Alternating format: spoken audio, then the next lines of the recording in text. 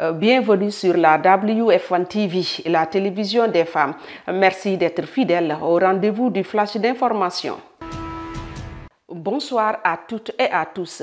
Zoom sur une pharmacienne dans la diplomatie. La directrice de la pharmacie nationale d'approvisionnement, Dr Annette Seck, est nommée ministre chargée des Sénégalais de l'extérieur auprès du ministre des Affaires étrangères et des Sénégalais de l'extérieur. Pour rappel, elle a été élue première femme présidente du conseil départemental de Sédhiou suite à son engagement en politique lors des dernières élections territoriales en janvier 2022. Dans la même logique, Catherine Sarr, élue présidente des scouts et guides du Sénégal, c'était hier lors de l'Assemblée générale ordinaire élective de l'Association des guides et scouts du Sénégal à Ziguinchor. Elle est élue pour un mandat de 3 ans renouvelable en remplacement de Antoine Kali. Nous restons toujours en genre pour parler cette fois-ci de la junte masculine au service de celle féminine.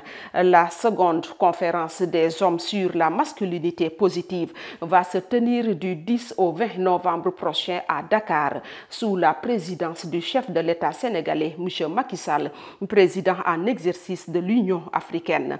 Cette conférence vise à éliminer les violences à l'égard des femmes et des filles, selon la chargée des droits des femmes à la direction Femmes, Genre et Jeunesse de la Commission de l'Union africaine.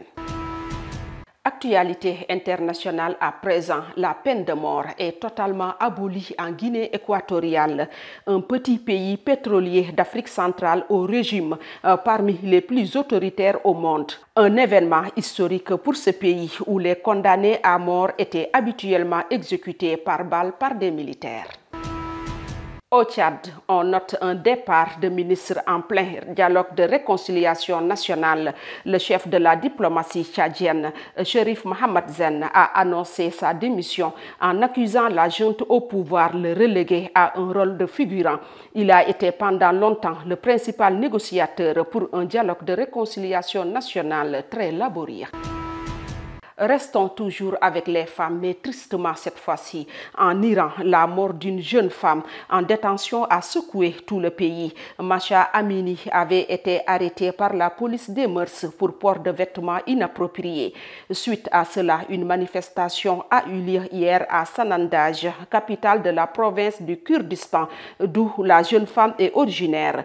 La police a rejeté toute responsabilité dans ce décès, tandis que l'ONU et la France ont demandé une enquête transparente. Nous débutons cette page sport avec le football. Sur les 29 joueurs convoqués par le sélectionneur de l'équipe A du Sénégal pour affronter la Bolivie et l'Iran en amical les 24 et 27 septembre en Autriche et en France, 26 ont déjà répondu présents au lieu du regroupement en France. Mais Noah Fadiga, victime d'une commotion cérébrale, n'est pas encore au rendez-vous. Il doit passer des examens complémentaires. Nous restons toujours en football. Les 18 pays qualifiés pour le championnat d'Afrique des nations de football CHAN qui se jouera en Algérie du 13 janvier au 4 février 2023 étant déjà connus. Place maintenant au tirage au sort pour déterminer les adversaires de chacun. Ce sera le 1er octobre prochain en Algérie, pays organisateur de la compétition. Voilà, chers téléspectateurs, c'est ce qui met fin à ce flash d'information. Je vous rappelle que nos programmes se poursuivent sur womanfirsttv.com et sur l'application mobile. Quant à moi, je vous donne rendez-vous demain à la même heure s'il plaît à Dieu. Bonne soirée à tous.